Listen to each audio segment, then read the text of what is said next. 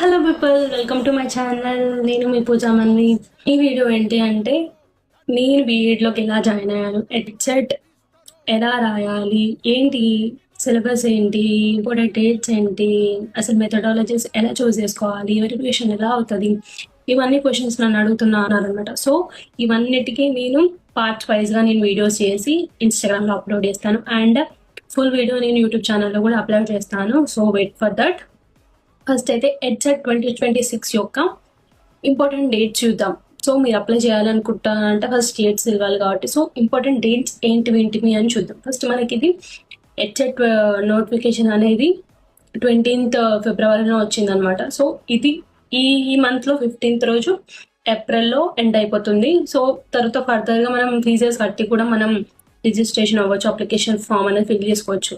Like 250, like 500,000, like 5,000 కట్టి కూడా మనం రిజిస్ట్రేషన్ అప్లికేషన్ ఫామ్స్ అనేది ఫిల్ చేసుకోవాలి. బట్ అంత మనీ పెట్టి అప్లికేషన్ చేసుకునే బదులు so 15th is the last date అనమాట. సో ఫీ స్ట్రక్చర్ ఎలా ఉంటుంది మరి ఎడ్సెట్లో అంటే, నార్మల్ SC ST వాళ్ళకి ఏమో 550 ఉంటుంది, ఓబీసీ వాళ్ళకి ఏమో 750 ఉంటుంది అనమాట. సో ఎలా ఉంటుంది అప్లికేషన్ ప్రాసెస్ అనేది అంటే, ఫస్ట్ మనం ఫీ పే చేసిన తర్వాత మనకి అప్లికేషన్ ప్రాసెస్ అనేది స్టార్ట్ అవుతుంది. 12th రోజు ఎగ్జామ్ సెషన్స్ వైజ్ ఉంటుంది అనమాట.